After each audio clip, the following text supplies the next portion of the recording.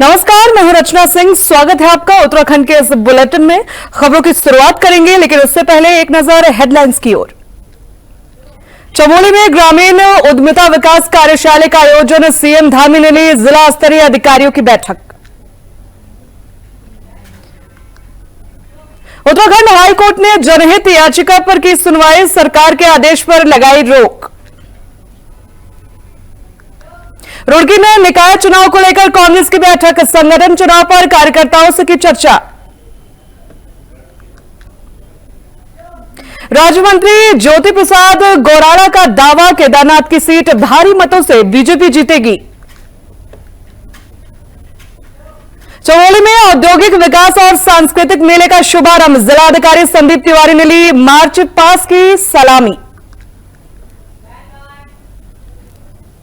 तो चलिए अब खबरों का रुख करते हैं। भराड़ी सोन में आयोजित कार्यशाला को संबोधित करते हुए मुख्यमंत्री पुष्कर सिंह धामी ने कहा कि ग्रामशील कालीन और साथ ही राजधानी में इस कार्यशाला का आयोजन होना अपने आप में ऐतिहासिक अवसर है। सरकार कार्यशाला में पर्याप्त सुझाव पर गंभीरता से अमल करते हुए ग्रामीण उद्यमियों के सामने आने वाली सभी समस्याओं का समाधान निकालेगी। मुख्यमंत्री ने कहा है कि सरकार पहले ही दिन से सरलीकरण, समाधान और निस्तारण के मंत्र पर चल रही है। इसके सकारात्मक परिणाम अब नजर आने लगे हैं। नाम है अंजू बिष्ट और हमें राष्ट्रीय आजीविका मिशन गैरसन से और ये समूह के द्वारा यहाँ पर स्टॉल लगाया गया है, जिसमें तमाम सारे हमारे स्थानीय उत्पाद हैं। हमारे साथ लगभग 700-800 महिलाएं जुड़ी हुई हैं और राष्ट्रीय आजीविका मिशन के अलावा हम उत्तराखंड वन संसाधन प्रबंधन परियोजना जायका से भी जुड़े हुए हैं। उसमें भी हमारी एक कोऑपरेटिव है और 720 महिलाओं से हम वहाँ भी जुड़े हुए हैं और लगभग आजीविका से संबंधित हम यही स्थानीय उत्पाद पे, मिलट्स पे, इसी पे काम कर रहे हैं।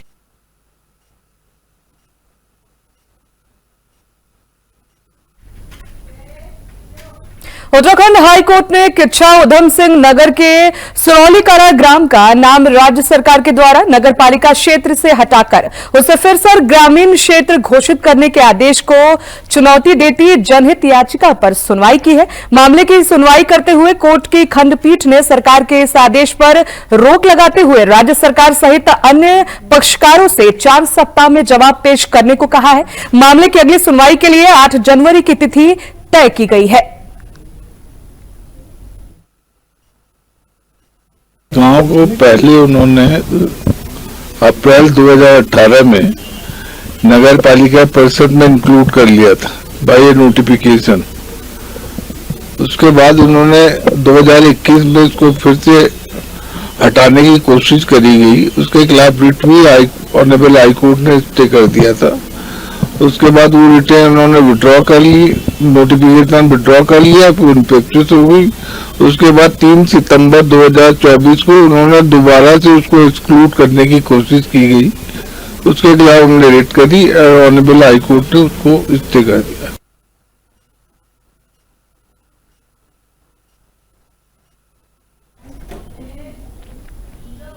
रुड़की नगर निगम सभागार में कांग्रेस कार्यकर्ताओं की बैठक का आयोजन किया गया है। आगामी चुनाव को लेकर हरिद्वार जिले के प्रभारी प्रकाश जोशी ने कांग्रेस कार्यकर्ताओं के साथ बैठक की है। उन्होंने जानकारी देते हुए बताया है कि 21 नवंबर तक बूथ ब्लॉक से महानगर कमेटियों का गठन कर दिया जाएगा। हरिद्वार जिले के प्रभारी और राष्ट्रीय सचिव प्रकाश जोशी ने कहा है कि पूरे प्रदेश में संगठन चुनाव चल रहे हैं, जिसमें हरिद्वार की जिम्मेदारी उन्हें मिली है और साथ ही उन्होंने ये भी कहा है कि आज कार्यकर्ताओं के साथ बैठक कर संगठन चुनाव पर चर्चा हुई है। जिले में बूथों की कमेटी का गठन अगले 7 दिनों में पूरा कर दिया जाएगा।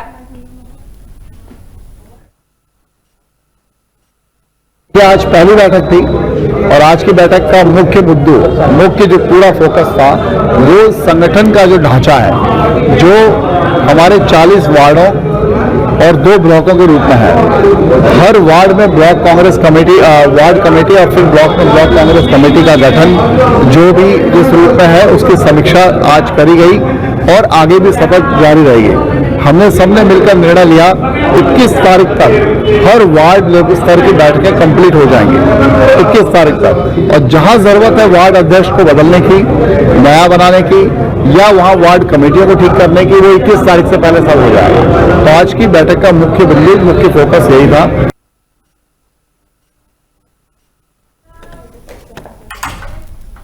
उत्तराखंड के राज्य मंत्री ज्योति प्रसाद गैरोला एक कार्यक्रम में शिरकत करने मसूरी पहुंचे। यहां पर उन्होंने पत्रकारों से वार्ता करते हुए बताया कि पूरे देश में भारतीय जनता पार्टी का संगठन पर्व का कार्यक्रम चल रहा है, जिसके तहत प्राथमिक सदस्यता का कार्यक्रम पूरा हो चुका है। सक्रिय सदस्यता का कार्यक्रम चल रहा है और धीरे धीरे बूथ इकाई के गठन की तैयारियां की जा रही हैं। उन्होंने ये भी कहा है कि हर बूथ पर भारतीय जनता पार्टी के कार्यकर्ताओं की एक कमेटी गठित की जाएगी, जिसके द्वारा बूथ स्तर पर अलग अलग कार्यक्रम किए जाएंगे, जिससे पार्टी को बूथ स्तर पर और मजबूत किया जा सकेगा।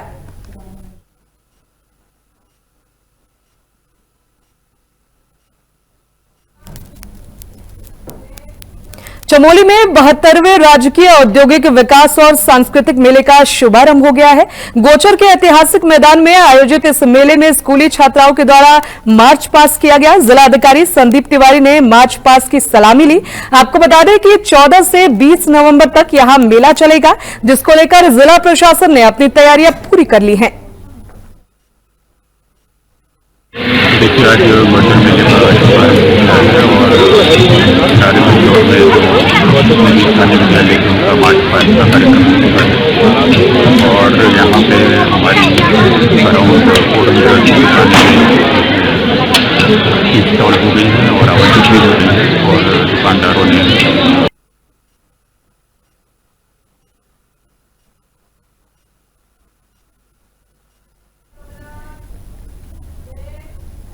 कार्बेट नेशनल पार्क का सबसे प्रसिद्ध पर्यटन जोन कल 15 नवंबर को पर्यटकों के लिए सुबह 6 बजे खोल दिया जाएगा। इसी दिन से पर्यटकों के लिए रात्रि विश्राम की सुविधा भी कार्बेट पार्क के अलग अलग पर्यटन जोनों में शुरू किया जाएगा। आपको बता दें कि ढिकाड़ा पर्यटन जोन खुलने से पहले ही 25 दिसंबर तक ये पर्यटन जोन नाइट स्टे के लिए बुक किया जा सकेगा। ढिकाड़ा पर्यटन जोन खुलने से पर्यटन कारोबारियों में भी खुशी की लहर है। वहीं कार्बेट पार्क के पार्क वार्डन अमित ग्वासाकोटी ने कहा है कि इस जोन को खोलने के लिए तैयारियां पूरी कर ली गई हैं। कल 15 नवंबर को सुबह 6 बजे विधिवत तरीके से इसे खोल दिया जाएगा।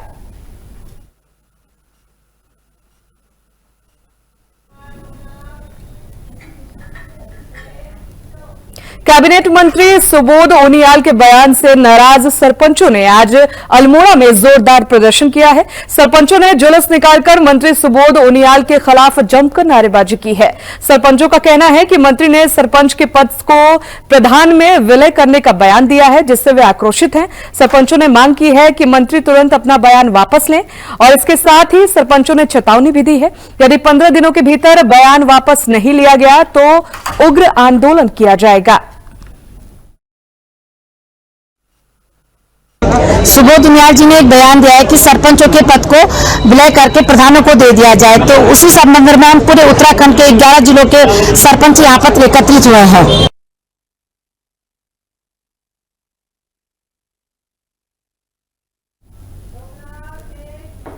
विगत 2 सालों से पौड़ी जिले के विधानसभा यमकेश्वर क्षेत्र अमसौड़ गांव में भयावह आपदा आई थी। गांव के ऊपरी हिस्से में भारी भू कटाव हुआ था, जिसकी वजह से ग्रामीणों को गांव छोड़ना पड़ा था। जो आर्थिक रूप से मजबूत थे वो कोटद्वार और आदि शहरों में पलायन कर गए। कुछ परिवारों को सड़क से नीचे या आसपास के दूसरे घरों में शरण लेनी पड़ी थी। वहीं इसको लेकर अब कई दिनों से ग्रामीण धरने पर बैठे हैं। ग्रामीणों का कहना है कि हम धरने पर बैठे हैं और हमारे सांसद अनिल बलूनी इगास मना रहे हैं। सबसे पहले तो ग्राम आमसौड़ में आज धरने का दूसरा दिन है, आप सभी जानते हैं। और इनकी मेन मांग है कि जो पहाड़ी है इनके ग्राम के पीछे, वहाँ से भारी मात्रा में मलबा आया था इस वर्षा काल में।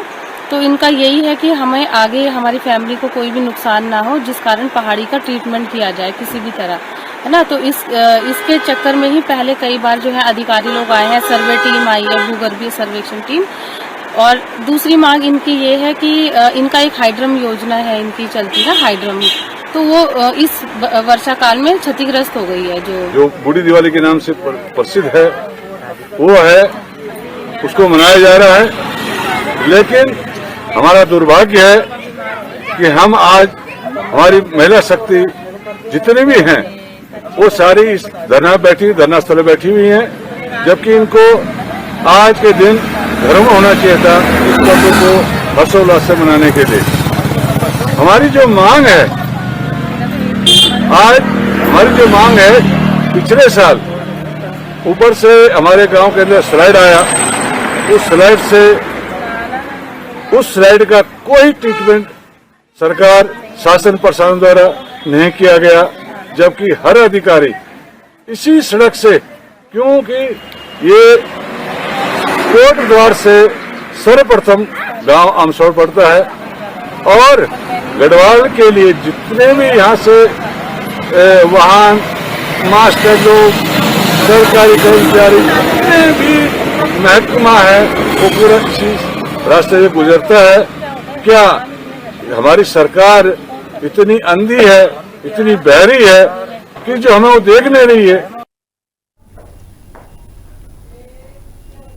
अल्मोड़ा में बाहरी लोगों द्वारा जमीन की खरीद फरोख्त में विवाद के मामले में बॉलीवुड एक्टर मनोज बाजपेयी का नाम भी सामने आया है।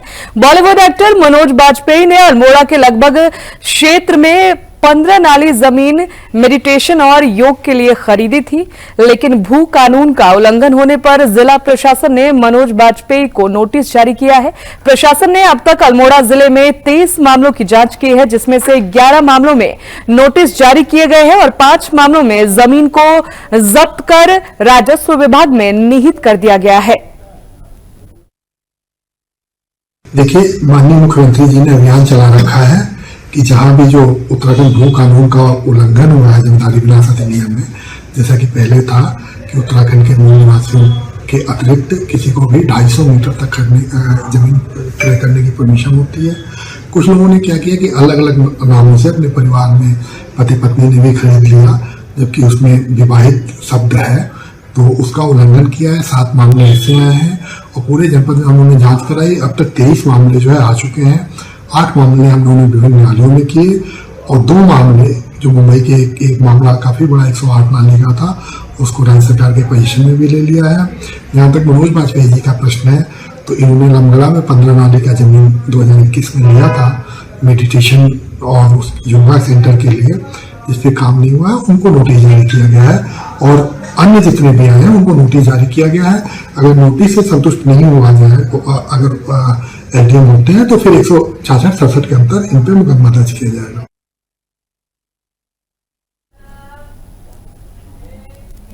उधमसिंह नगर जनपद के अलग अलग 3 थाना क्षेत्र में 3 मौतें होने का मामला सामने आया है। पुलिस ने तीनों ही मृतकों के शव को कब्जे में लेकर पोस्टमार्टम के लिए रुद्रपुर भेजा है और पूरे मामले की जांच शुरू कर दी गई है।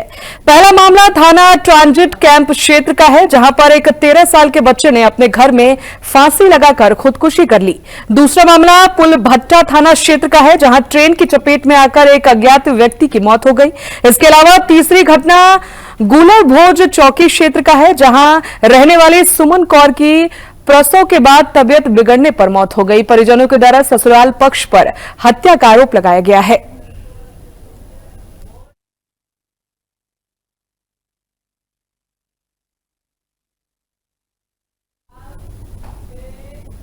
उत्तराखंड की खबरों में फिलहाल इतना ही। आगे की तमाम जानकारियों के लिए बने रहिए हमारे साथ।